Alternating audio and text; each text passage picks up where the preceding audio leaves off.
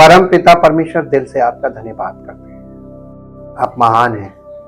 हम कितना भी आपकी महिमा करें, कितना ही आपका धन्यवाद करें, कितनी ही बड़ाई करें, वो हमेशा कम है, क्योंकि प्रतिभोर आपकी करुणा हमारे जीवन में नहीं होती है।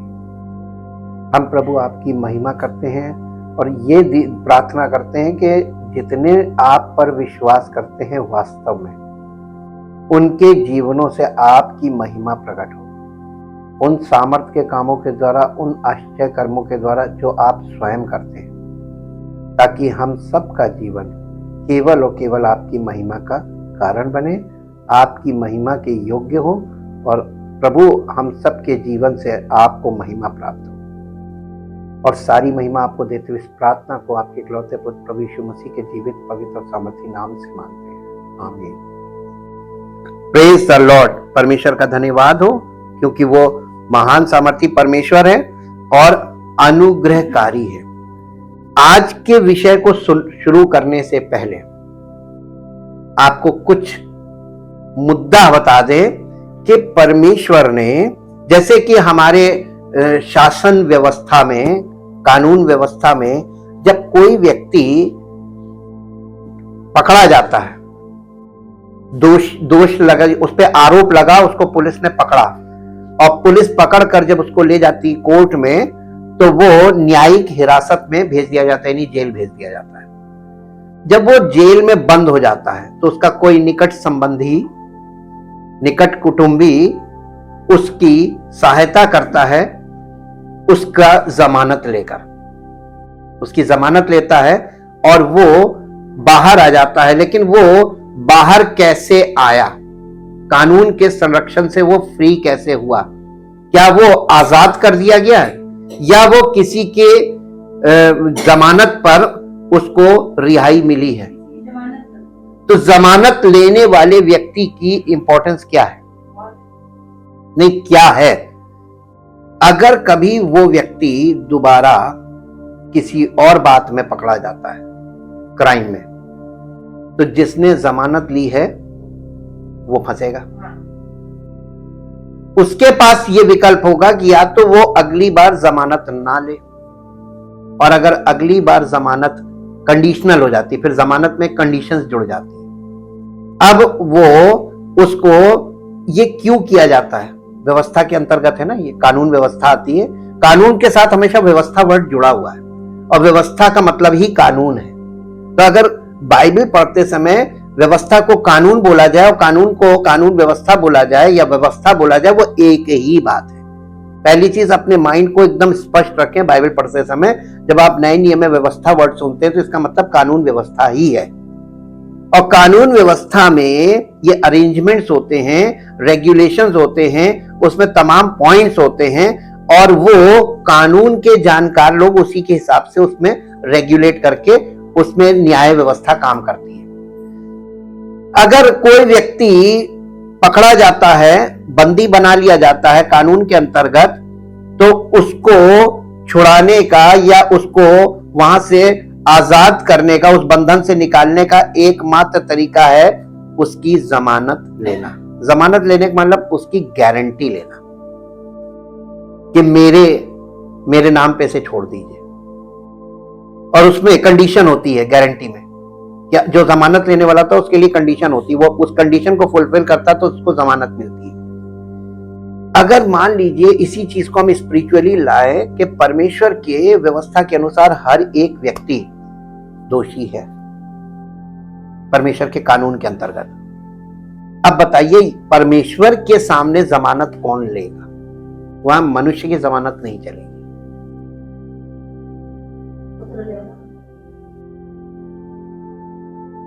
अब पूरी दुनिया की सारी किताबें पढ़ के देख लीजिए और फिर आप सोचिए, व्यवस्था का काम ही यही है कि हमको ये दिखाना कि तुम परमेश्वर के सामने दोषी हो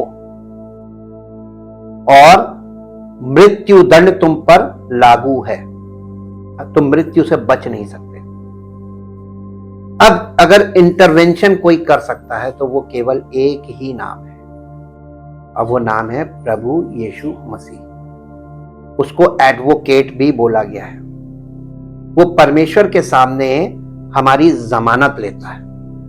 और यही इब्रानियों में लिखा है कि उसने हमारी गारंटी ले। अब फिर आइए कानून व्यवस्था में। फिजिकली कानून व्यवस्था में जिस प्रकार एक दोषी व्यक्ति को या आरोपी व्यक्ति को आपने जमानत पे छुड़ाया और उसके बाद उसने अपने चाल चलन को सही नहीं किया, उसकी छवि लोगों के सामने वैसे ही अपराधी छवि बनी रही, तो एट द एंड उसको जमानत नहीं मिलेगी। उसके पर जो धाराएं लग जाएंगी वो नॉन बेलेबल हो जाएंगी, अब जमानत नहीं मिलेगी। और उसके ऊपर दंड, अगर मान लीजिए कि वो बाहर भी रह रहा है और मुकदमा तो चलता रहता है, आप बाहर रहिए तब भी और अंदर रहिए तब भी, मुकदमा तो बंद नहीं होता ना, मुकदमा जारी रहता है। मान लीजिए 25-30 साल बाद उसका जजमेंट जिस दिन आता है, जजमेंट डे वाले दिन वो या तो दो ही बातें होंगी, या तो वो बरी होगा और या फिर वो पनिशमेंट में जाएगा अंदर। यही तो विधि है ना। अब आप स्पिरिचुअली आइए। मसीही जीवन में प्रभु यीशु मसीह ने हर एक व्यक्ति जो ये कहता मैं मसीही विश्वासी हूं, मैंने विश्वास किया है, परमेश्वर ने उसको जमानत दे दी यीशु मसीह के नाम पे। बहुत ध्यान दीजिएगा, मसीही जीवन को अब आप बहुत आसानी से समझ पाएंगे। लेकिन वो जीवन व्यतीत कर रहा है, उसके जीवन में मुकदमा खत्म तो होता नहीं, ये मुकदमा वैसे ही चलता रहेगा। और मॉनिटरिंग कौन कर रहा है? डायरेक्ट परमेश्वर कर रहा है। अब आप ये बताइए, एट द एंड, चाहे आप जीवित हो चाहे उस समय आप मृतक हो गए, जब न्याय का दिन आएगा, न्याय के दिन आपके सामने भी दो ही ऑप्शन होंगे, या तो आप बरी होंगे, अनंत जीवन के वारिस बन जाएंगे, और या फिर आप दंड पाएंगे, अनंत दंड। बिल्कुल सही है कि नहीं? यही नया नियम हमें बता रहा, और यही पौलुस का प्रयास है कलीसिया को बताना कि भैया समझ लो, मसीही जीवन के बाद भी, ये तो तुम जमानत पे आ गए। मसीही जीवन का मतलब जमानत पे है जीवन, तुम जमानत पे जी रहे हो, लेकिन जिसके नाम से तुम्हें जमानत मिली है, तुम उसके नाम को मिट्टी में मिलाओगे तो न्याय के दिन तुमसे हिसाब लिया जाएगा, और उस दिन तुम्हारा इस पार या उस पार हो जाएगा, क्योंकि न्याय के दिन बचत कोई नहीं बचेगा। अब मेरे साथ एक पद सबसे पहले निकालें जो आपको मिलेगा, मत्ती रचित सुसमाचार और उसका 7 अध्याय, मत्ती रचित सुसमाचार उसका 7 अध्याय और 21 पद से पढ़िए। 21, 22 और 23 पद पढ़ दीजिए हिंदी में। जो मुझसे हे प्रभु कहता है, उनमें से हर एक स्वर्ग के राज्य में प्रवेश नहीं करेगा, परंतु वही प्रवेश करेगा जो मेरे स्वर्गीय पिता की इच्छा पर चलता है, यानी पिता की आज्ञाओं के अनुसार जीवन बिताता है। आज्ञा किसने दी थी? 10 आज्ञाएं पिता ने। यीशु मसीह ने कहां मोड़ दिया? 10 आज्ञाओं पे मोड़ दिया। जो कोई मेरे पिता की इच्छाओं पर चलता है वही बचेगा। जी, उस दिन, किस दिन? जिस जजमेंट डे वाले दिन बहुत से लोग अपनी दलीलें लेकर खड़े होंगे। उस दिन बहुत से लोग मुझसे कहेंगे, हे प्रभु क्या हमने तेरे नाम से भविष्यवाणी नहीं की, और तेरे नाम से दुष्ट आत्माओं को नहीं निकाला, और तेरे नाम से बहुत से आश्चर्य कर्म नहीं किए? तब मैं उनसे खुलकर कह दूंगा, मैंने तुमको। ये कौन लोग हैं फिर? यीशु मसीह के नाम से सेवकाई भी चलेगी, मिनिस्ट्री, और देख लीजिए क्या क्या चलेगा। दुष्ट आत्माएं निकालेंगे यीशु मसीह के नाम से। अब ये बताइए, दुष्ट आत्मा यीशु मसीह को जानती है, उसके नाम से निकल जाएगी? लेकिन उस सेवक के चरित्र के ऊपर यीशु मसीह ने उंगली उठा दी। मेरे पिता की मर्जी पर तुम नहीं होगे तो तुम तो गए। जी, हे कुकर्म करने वालों, मेरे पास से चले जाओ। उस दिन क्या हुआ? दंड मिल गया, अनंत दंड है ये। ये अनंत दंड है, इसके बाद फिर इनको कोई चांस नहीं है। मसीही जीवन आपको परमेश्वर के अनुग्रह से एक चांस मिला है, या तो उसके पूरे हो जाओ और या फिर संसार के पूरे हो जाओ, इस पार या उस पार। ये जो बीच में 50-50 है ये नहीं चलेगा, मसीहत में ये है ही नहीं। और इसलिए हमने शुरुआत यहां से की है, क्योंकि अब हम एक महत्वपूर्ण विषय को आज ध्यान करेंगे, और वो महत्वपूर्ण विषय है कि ईश्वर के कानून को समझना। आज मसीहों के लिए इसका क्या महत्व है, इस बात को समझिए। इसके बिना मसीहत है ही नहीं। अगर मसीहत में इसकी कोई आवश्यकता नहीं थी तो पुराना नियम ऐड ऑन नहीं होता, बाइबल में केवल नया नियम होता। बाइबल का मतलब क्या है? पुराना नियम प्लस नया नियम, इसको बाइबल बोलते हैं। जब आप किसी को नया नियम देते हैं उसको केवल इंजील बोलते हैं, या नया नियम बोलते हैं, या गॉस्पेल बोलते हैं। वो अलग से भी आता है पुस्तक, लेकिन वो बाइबल नहीं कहलाती है, उसको कहते हैं इंजील, न्यू टेस्टामेंट। लेकिन बाइबल का मतलब है पुराना नियम और नया नियम। पहले कौन सा नियम है?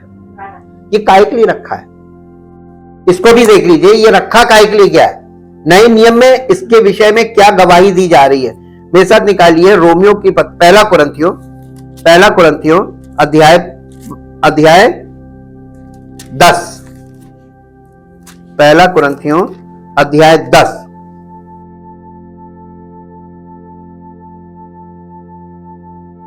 अध्याय 10 का 6 पद पढ़िए। ये बातें हमारे लिए दृष्टांत ठहरी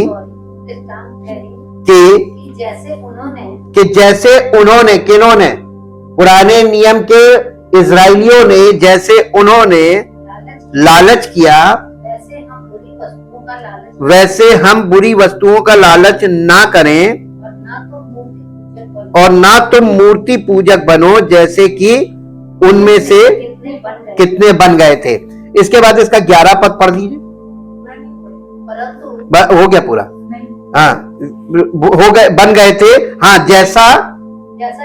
जैसा लिखा है, लोग खाने पीने बैठे और खेलने कूदने उठे। इसके बाद 11 है, परंतु ये सब बातें जो उन पर पड़ी दृष्टांत की रीति पर थी, और वे हमारी चेतावनी के लिए जो जगत के अंतिम समय में रहते हैं लिखी गई हैं। इसलिए जो समझता है मैं स्थिर हूं, वो चौकस रहे कि कहीं गिर ना पड़े। बस अब आप देखिए, पुराने नियम का या ओल्ड टेस्टामेंट का या 10 कमांडमेंट्स का या भविष्यवाणी की पुस्तकों का इनका महत्व है कि नहीं है? क्या महत्व है? हमारी चेतावनी के लिए, आज की कलीसिया के मसीही विश्वासियों की चेतावनी के लिए लिखी गई है। मसीही विश्वासियों के जीवन में कोई वार्निंग नहीं है। कहां से उनको पता चलेगा कि वो क्या, कहां पे उन्होंने ट्रांसग्रेशन कर दिया? ट्रांसग्रेशन का मतलब होता है अतिक्रमण। तो वो किसी भी बात में लिमिट क्रॉस कर गए, या अंडर लिमिट हो गए या ओवर लिमिट हो गए, ओवर स्टेप हो गए या बैक स्टेप हुए, ये पता कहां से चलेगा? भाई एक मानक होता है ना, जब आप तराजू पे कोई चीज तौलते हैं तो उसके एक तरफ आप कुछ मानक रखते हैं कि नहीं रखते हैं, और उसी मानक के आधार पर आप पैसा देते हैं।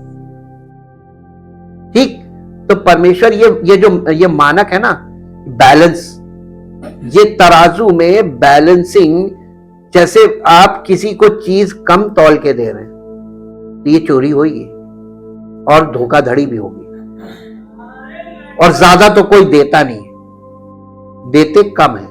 तो आप अगर सही तरीके से नाप जोख नहीं करते हैं तो आप दोषी हैं कि नहीं है? तो आप अपने जीवन में सही नाप जोख के लिए आपको पैरामीटर्स चाहिए, यानी वो स्टैंडर्ड चाहिए जिस स्टैंडर्ड के आधार पर आप अपने चरित्र को और अपने व्यवहार को मेंटेन कर सके, तो व्यवस्था बहुत जरूरी है। ये हमको ये अब देखिए, इसमें हम आगे बढ़ेंगे तो आपको और भेद पता चलेंगे, और वो भेद ये है कि एक बहुत बड़े प्रचारक ने या पासबान कह लीजिए, उन्होंने कहा अब समय आ गया है कि हम तथ्यों का सामना करें और अपने विश्वास और अपने अभ्यास को पुराने नियम के कुछ मूल्यों से मुक्त करें, जिनकी हम उनके मूल संदर्भ में सराहना कर सकते हैं, लेकिन वास्तव में हमें उन्हें आधुनिक संदर्भ में घसीटने का कोई काम नहीं है। तो कभी कभी हम क्या करते हैं मालूम, कुछ चीजों को वहां से घसीट के लाते हैं जो आज एलिजिबल नहीं है। एलिजिबल का मतलब आज उनकी जरूरत नहीं है, आवश्यकता नहीं है। आज के संसार में ईश्वर के विधान को लेकर भ्रम की स्थिति नजर आ रही है। पता नहीं आपको आ रही है कि नहीं आ रही, हमें तो आती है। हम सेवकाई में हमको मालूम है, जितने ज्यादा लोग खड़े हुए हैं इस फील्ड में, सब आपस में किसी में कोई आत्मा की एकता नहीं है, ना किसी के दिल आपस में एक है, ना कोई एक बोली बोल रहा है, सब अपनी अपनी बोल रहे हैं। इससे पता चल जाता है ये भ्रम की स्थिति है। दो खेमे उभरे हैं मसीहत में, कलीसियाओं में, जो मानते हैं कि ये अभी भी मसीहों पर लागू होता है। एक धड़ा है जो कहता कि पुरानी व्यवस्था भी मसीहों पर लागू होती है, और दूसरे जो तर्क देते हैं कि यह लागू नहीं होती है। ये इसीलिए बड़ा इंपॉर्टेंट और कंट्रोवर्शियल सब्जेक्ट है। आज के इस अध्ययन का उद्देश्य इस विषय पर प्रकाश डालना और विश्वासियों के लिए इसके महत्व का पता लगाना है। हम बाइबल में कानून शब्द के विभिन्न अर्थों को, ईश्वर की व्यक्त इच्छा की प्रकृति और कानून को पूरी तरह से बनाए रखने में हमारी असमर्थता की जांच करेंगे। ये जो 10 आज्ञाएं थी ना, इसको एक्चुअली एक वर्ड में बोलते हैं परमेश्वर की इच्छा, विल ऑफ गॉड। दूसरा इसको कहते हैं कैरेक्टर ऑफ गॉड, परमेश्वर का चरित्र है वो। और ये परमेश्वर का चरित्र क्या आज खत्म कर दिया? हम मसीह में आ गए, इसका मतलब परमेश्वर के चरित्र की अब जरूरत नहीं है। तभी यीशु मसीह ने बोला था, जो मेरे पिता की इच्छा पर चलता है वही उद्धार पाएगा, बाकी उद्धार नहीं पाएंगे। ये सब ये ऐसी करते रहेंगे। तो मिनिस्ट्री उसने बता दी थी, कुछ दिन बहुत तेरे मुझसे कहेंगे मैंने, तो मिनिस्ट्री तो सब कर रहे हैं, लेकिन किसकी मिनिस्ट्री कर रहे हैं? कौन सा यीशु, कौन सा सुसमाचार और कौन सी आत्मा? ये 3 चीजें आ जाती हैं। अब इसमें हम ये देखते हैं कि अंततः कानून हमें मसीह और उसके छुटकारे के कार्य की हमारी आवश्यकता की ओर इंगित करता है, डायरेक्ट करता है, डायरेक्शन देता है। जब हम परमेश्वर की व्यवस्था में जाते हैं तो व्यवस्था हमें मसीह की ओर भेजती है। भाई हमारी जमानत और कोई ले ही नहीं सकता आत्मिक वर्ल्ड में। अब इसको, परमेश्वर की व्यवस्था को परिभाषित करना, जब हम कानून की बात करते हैं तो हम ईश्वर की व्यक्त इच्छा का उल्लेख करते हैं। व्यवस्था की जब हम बात करते हैं तो हम ईश्वर की व्यक्त इच्छा का उल्लेख करते हैं। जिस प्रकार न्यायाधीश और वकील कानूनों के आधार पर हमारे समाज पर शासन करते हैं, उसी प्रकार परमेश्वर का कानून हमारे आचरण के लिए मानक के रूप में कार्य करता है। अब आप याद कीजिए कि हम शुरू से क्या कह रहे हैं, वो चरित्र नहीं है, मसीही चरित्र किसी में नहीं दिख रहा है। हमको कैसे पता चल रहा है? स्टैंडर्ड्स का कोई है ही नहीं, क्योंकि हम बाइबल के आधार पर, पवित्र आत्मा में बाइबल में दिखा रहा है ये स्टैंडर्ड, और हम जब रियलिटी में देख रहे हो स्टैंडर्ड कहीं है ही नहीं, और लोग बड़ी बड़ी बातें बोल रहे हैं, बड़ी बड़ी गवाहियां दे रहे हैं। यीशु मसीह ने क्या कहा था?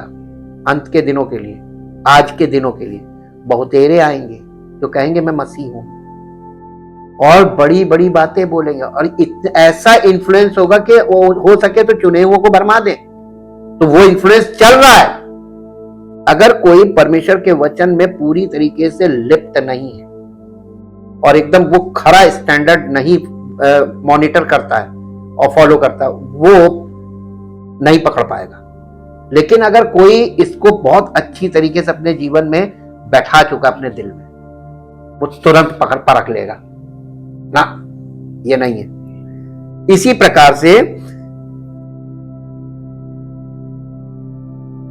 विज्ञान भी उन नियमों के अस्तित्व को स्वीकार करता है जो ब्रह्मांड के व्यवहार को नियंत्रित करते हैं। इसी तरह बाइबल कानून शब्द का प्रयोग विभिन्न तरीकों से करती है।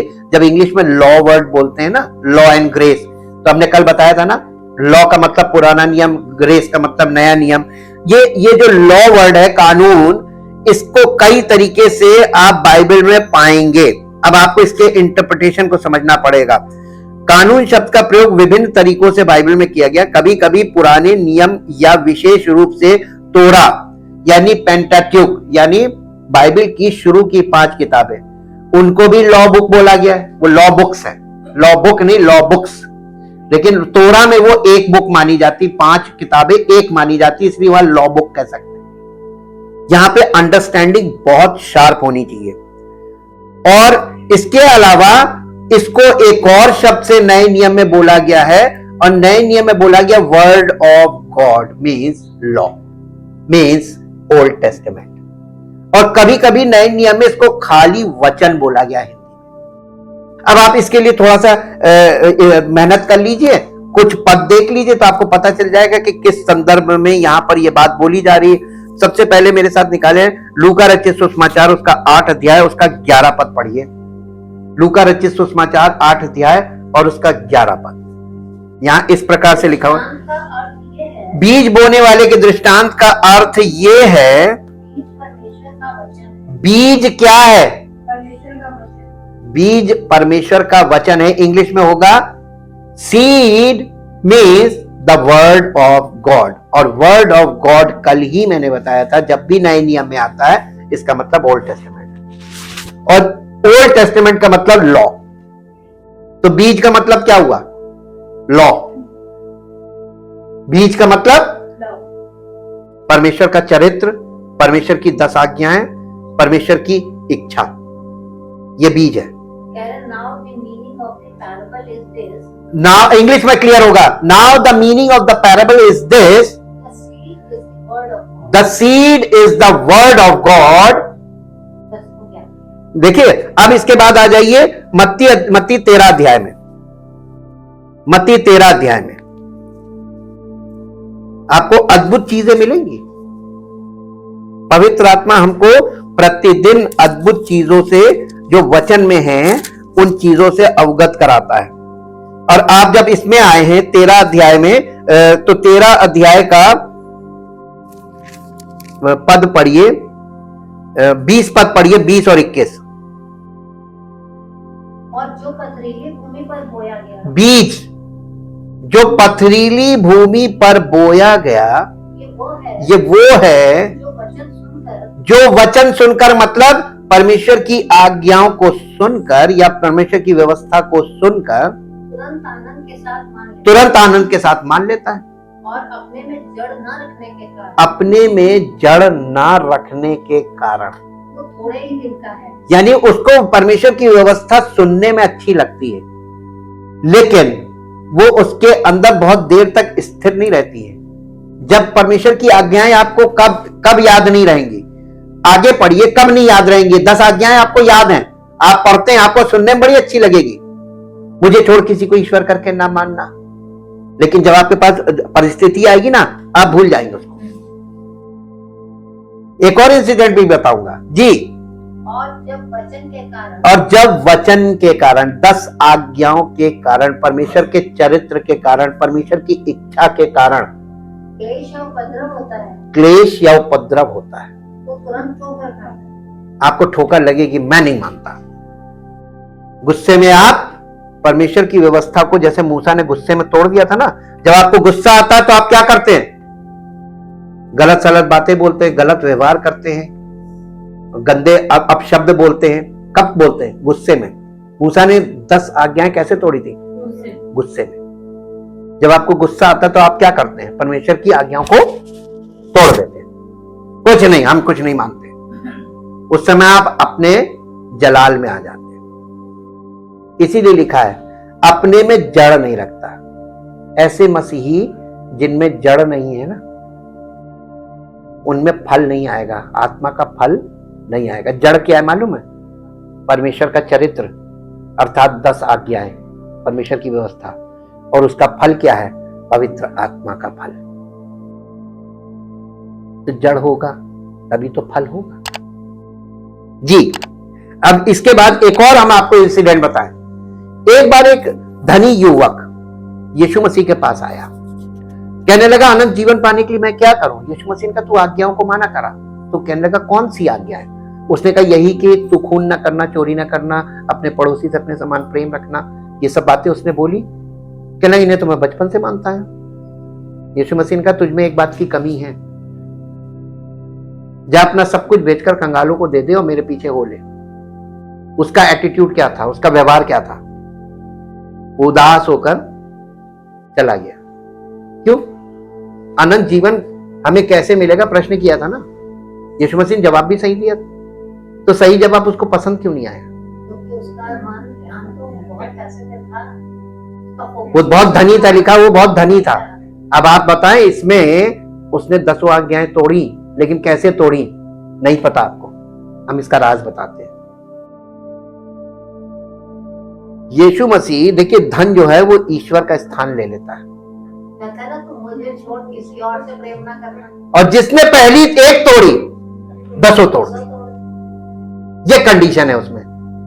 उसने परमेश्वर की इस आज्ञा को कि धन मैं नहीं छोड़ सकता, वो तो मेरा ईश्वर है, तो उसने पहली आज्ञा का उल्लंघन किया और 10 में दोषी ठहर गया। क्योंकि धन, रुपए का लोभ सब बुराइयों की जड़ है। तो धनी आदमी में सारी बुराइयों की जड़ होती है।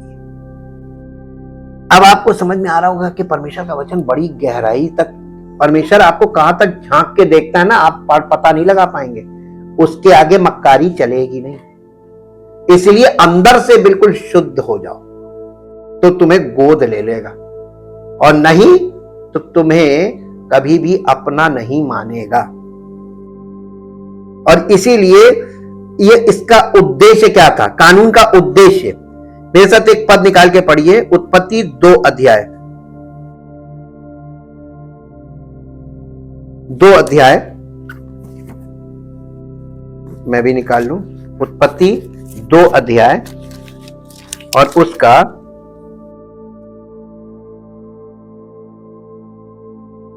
16 पद पढ़िए। और यहोवा परमेश्वर ने आदम को ये आज्ञा दी,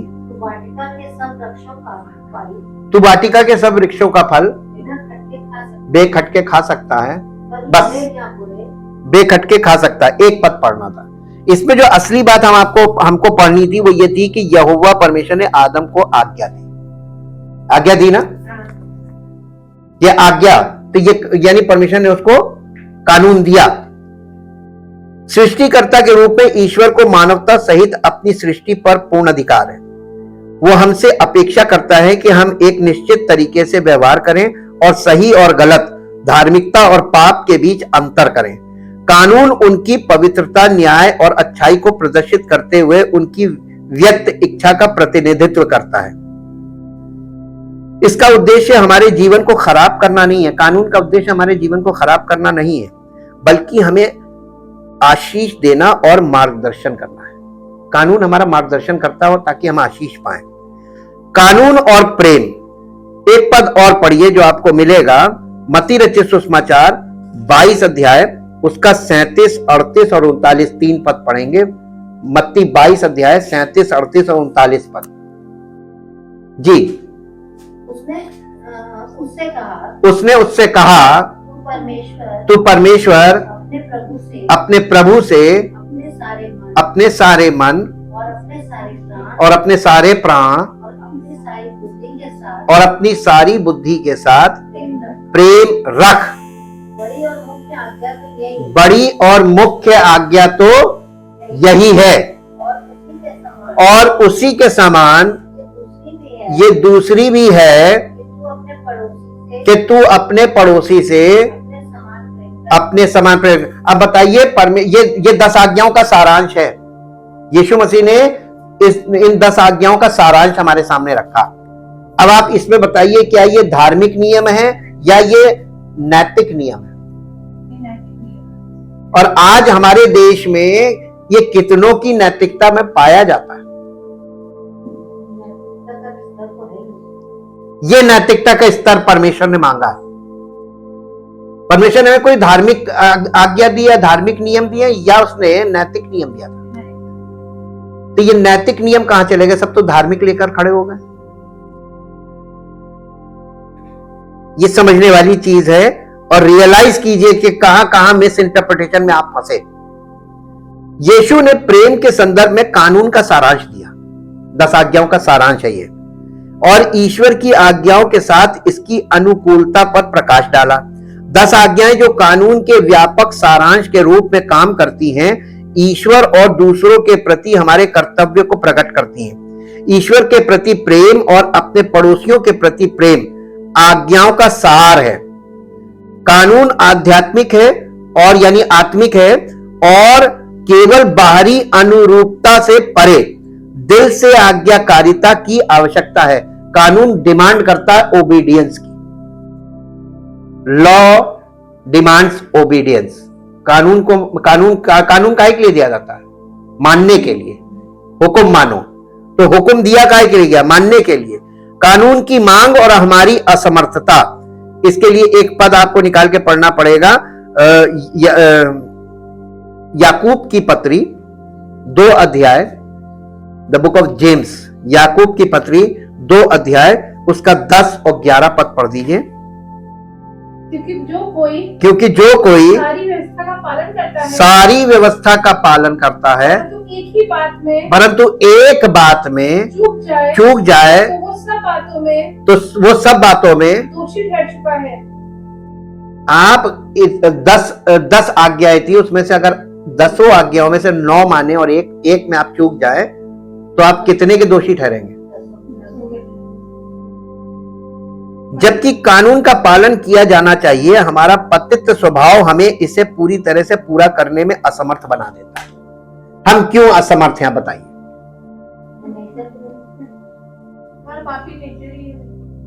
अब बताइए, घिरते जा रहे हैं हम, हमारे पास कोई भागने का रास्ता नहीं। कोई, आप बताइए, कोई और अगर अनदर वे, यीशु मसीह ने क्यों कहा था कि कोई पिता तक नहीं पहुंच सकता केवल मेरे बिना?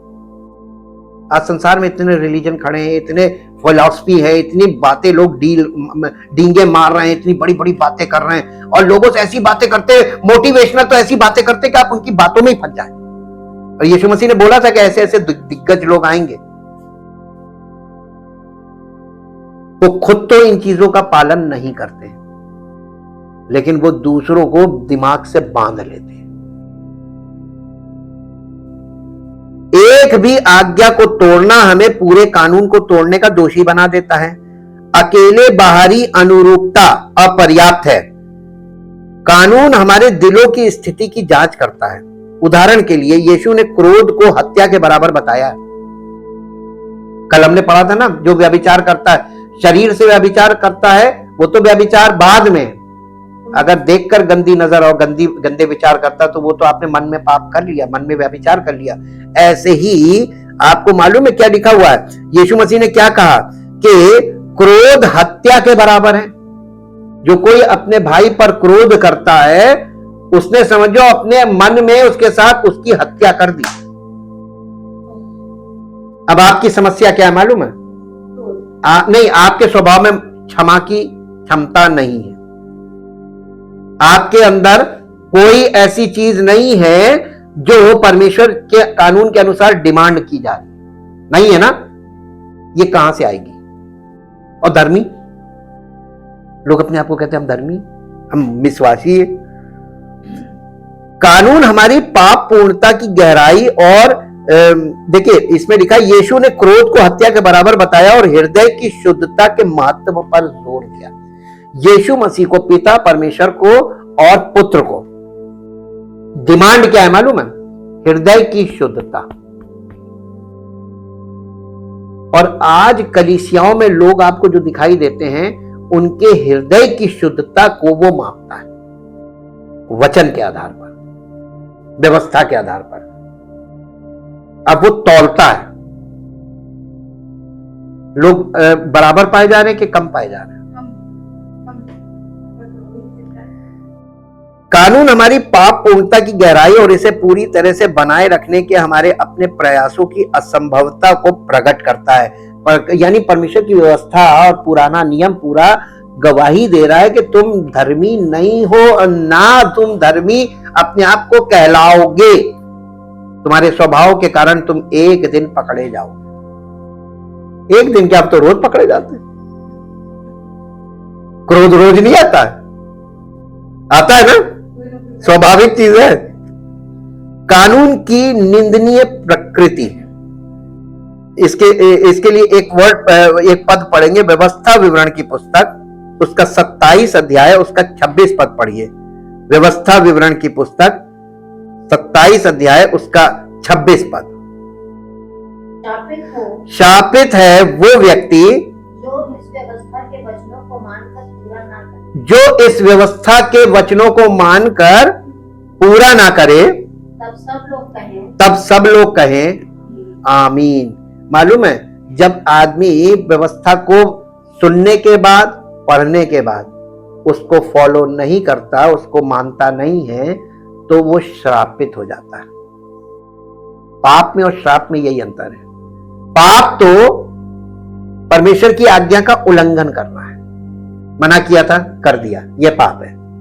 लेकिन श्राप क्या है कि परमेश्वर की आज्ञा जो बार बार रिमाइंड कराई जा रही है, उसके बाद हम उसको जानकर कि ये मना है, परमेश्वर ने मना किया, हम वही कर रहे हैं, यह है श्राप। और श्राप तो पाप की ताकत को बढ़ा देता है। ये 27 अध्याय का 26 पद था ना। कानून का पालन करने में हमारी असमर्थता हमें इसकी निंदा करने की शक्ति से अवगत कराती है। ईश्वर के नियम को तोड़ने पर दंड मिलता है, जैसे मानव नियमों का उल्लंघन करने पर दंड मिलता है। परमेश्वर के नियम का उल्लंघन करने का अपराध अनंत है और अनंत क्रोध का पात्र है। इस अर्थ में कानून हमें मौत की सजा देता है। हालांकि दोष स्वयं कानून में नहीं बल्कि हमारे पापी स्वभाव में है, जो परमेश्वर की आज्ञाओं के विरुद्ध विद्रोह करता है, उसके विरुद्ध विद्रोह करता है। अब इसके लिए एक पद आप निकालिए, रोमियो की पत्री, उसका 3 अध्याय, उसका 20 पद। रोमियो की पत्री, क्योंकि व्यवस्था के कामों से कोई प्राणी उसके सामने धर्मी नहीं ठहरेगा, इसलिए कि व्यवस्था के द्वारा पाप की पहचान होती है। व्यवस्था पाप से आपको ये बताने के लिए कि तुमने ये पाप किया है, ये जो तुमने किया है ये पाप है, तुमने इतनी बात बोली ये ठीक थी, इसके बाद तुमने जो बोला अब तुमने पाप कर दिया। तो जो पाप है, पाप की परिभाषा कहां से पता चलती है? कानून से। कानून हमें बताता है कि तुमने पाप किया। कानून एक दर्पण के रूप में कार्य करता है, हमारे वास्तविक स्वरूप को उजागर करता है और हमारे पापों को उजागर करता है। एक दर्पण में देखने की तरह है जो खामियों को उजागर करता है। कानून हमें हमारी पाप पूर्णता की वास्तविकता से रूबरू कराता है। ये हमें हमारे क्रोध, वासना और अन्य पापों से रूबरू कराता है, जिन्हें हम कमतर आंक सकते हैं या उचित ठहरा सकते हैं। परमेश्वर के मानक के विरुद्ध अपने कार्यों को माप कर हम अपने अपराध और एक उद्धारकर्ता की आवश्यकता को पहचानते हैं कि हमें एक छुड़ाने वाला चाहिए। आप जब कानून में फंसते हैं तो क्यों नहीं आपके परिवार के लोग और क्यों नहीं आपके वो लोग जो है वो जाके आपको छुड़ा दें? न, कानून के अंतर्गत ऐसे नहीं, आपको एक वकील की जरूरत पड़ेगी। अब हर घर में वकील तो है नहीं, तो आपको किसी और को जो वकील है उसको आपको संपर्क करना पड़ेगा और अपना मुकदमा उसके हाथ में वकालतनामा साइन करके देना पड़ेगा कि ये मेरे वकील है। तब तो वो आपकी पैरवी करेंगे ना। तो एक पैरवी करने वाला चाहिए कानून में फंसने पर। ये हमको व्यवस्था बताती है कि तुमको एक छुड़ाने वाला मिलेगा तभी तुम छूट पाओगे, तुम फंस गए हो। कानून के माध्यम से मुक्ति अर्जित करने में असमर्थता। एक पद निकालिए जो आपको मिलेगा, फिलिपियों की पत्री 3 अध्याय, फिलिपियों की पत्री 3 अध्याय 8 से 11 पद तक पढ़ेंगे। फिलिपियों की पत्री 3 अध्याय 8 से। वरन वरन मैं मैं अपने प्रभु मसीह यीशु की पहचान की वरन मैं अपने प्रभु मसीह यीशु की पहचान की उत्तमता के कारण उत्तमता के कारण सब बातों को हानि सब बातों को हानि समझता समझता हूं, जिसके कारण जिसके कारण मैंने सब वस्तुओं की हानि उठाई है। ये गवाही कौन दे रहा है? पौलुस। पौलुस ऐसे ही नहीं प्रेरित बना है, उसने मसीह के कारण बहुत हानि उठाई और उन्हें कूड़ा समझता हूं, जिससे मैं मसीह को यानी आपको मसीह को प्राप्त करने के लिए पता नहीं क्या क्या छोड़ना पड़ सकता है। उत्तमता है उसकी। आज के विश्वासियों में क्या प्रॉब्लम है?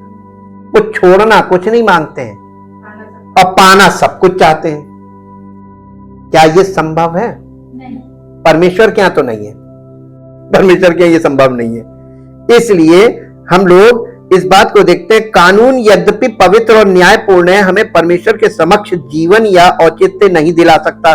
व्यवस्था का पालन करके अनंत जीवन अर्जित करने का प्रयास व्यर्थ है, इससे केवल निंदा ही होती है। कानून को बनाए रखने के हमारे प्रयास हमेशा कम पड़ेंगे, जो ईश्वर के साथ सही नहीं होने के वैकल्पिक तरीके की हमारी आवश्यकता को उजागर करता है।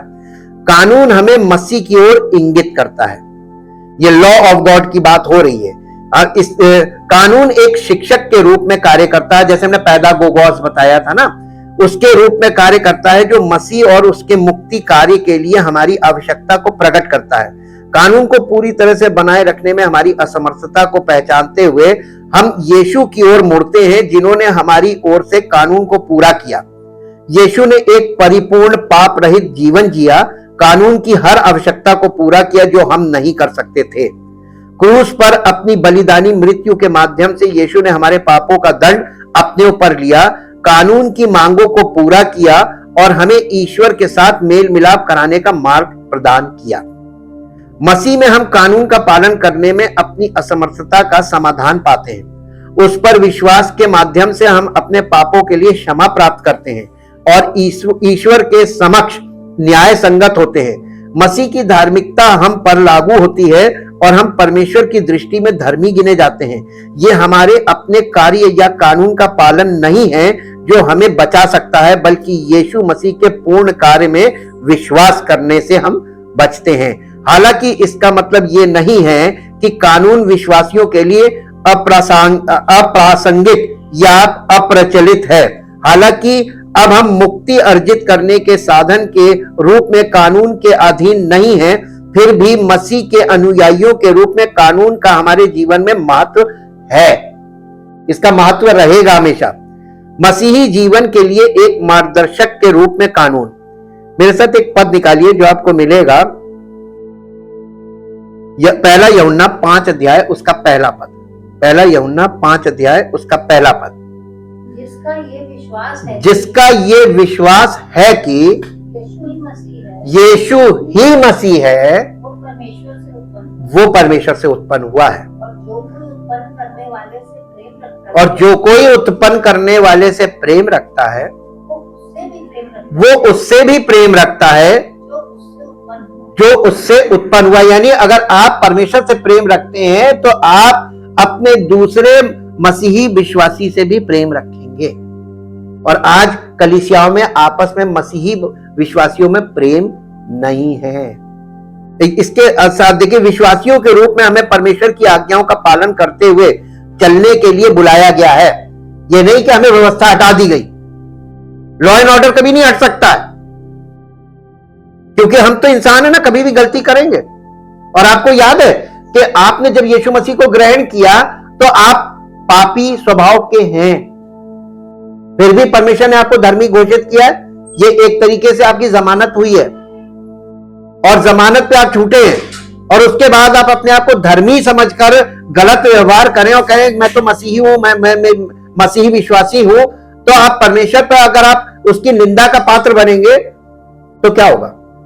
अनंत दंड के लिए तैयार रहिएगा, क्योंकि वो न्यायी परमेश्वर है और वो व्यवस्था के बिना न्याय नहीं करेगा। कानून हमारे आचरण के लिए एक मार्गदर्शक के रूप में कार्य करता है, हमें ईश्वर के सही और सुखद मार्ग दिखाता है। हालांकि हम कानून का पूरी तरह से पालन नहीं कर सकते, लेकिन ये एक मानक प्रदान करता है जिसके द्वारा हम अपने कार्यों और दृष्टिकोण का मूल्यांकन कर सकते हैं। अब आपको पता चला इंपॉर्टेंट है कि नहीं है? ये मूल्यांकन के लिए बहुत जरूरी है। ये परमेश्वर के नैतिक सिद्धांतों और हमारे जीवन के लिए उनकी इच्छाओं को प्रकट करता है। जैसे ही हम मसीह का सम्मान करना और उनका अनुसरण करना चाहते हैं, हम अपने जीवन को कानून के सिद्धांतों और मूल्यों के साथ संरेखित करने का प्रयास करते हैं। ईश्वर के चरित्र के प्रतिबिंब के रूप में कानून ईश्वर के चरित्र को दर्शाता है। ये उसकी पवित्रता, धार्मिकता और प्रेम को प्रकट करता है। कानून के माध्यम से हम परमेश्वर के स्वभाव और उनके लोगों के लिए उनकी अपेक्षाओं के बारे में अंतर्दृष्टि प्राप्त करते हैं। यानी आपको वहां से परमेश्वर अंतर्दृष्टि देता है। इसको इंग्लिश में क्या बोलेंगे? इंसाइट्स मिलती है। जैसे जैसे हम कानून का अध्ययन और मनन करते हैं, हमें इस बात की गहरी समझ विकसित होती है कि ईश्वर कौन है और हम अपने जीवन में उसके चरित्र को कैसे प्रतिबिंबित कर सकते हैं। अगर व्यवस्था हटा दी जाए तो आज मसीहत में क्या है? और वो वाली मसीहत जो बिना व्यवस्था की, वो आपको आज चारों ओर देखने को मिलेगी, जो फैल चुकी है।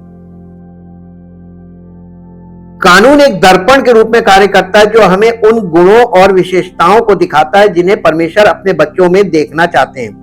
अनुग्रह की हमारी आवश्यकता की अनुस्मारक के रूप में कानून, विश्वासियों के रूप में भी हम अभी भी पाप से संघर्ष करते हैं और कानून की आवश्यकताओं से पीछे रह जाते हैं। कानून हमें ईश्वर की कृपा और दया की हमारी निरंतर आवश्यकता की याद दिलाता है। यह हमें नम्र बनाता है, हमें याद दिलाता है कि हम अपनी ओर से ईश्वर की क्षमा और मसीह के कार्य पर निर्भर हैं।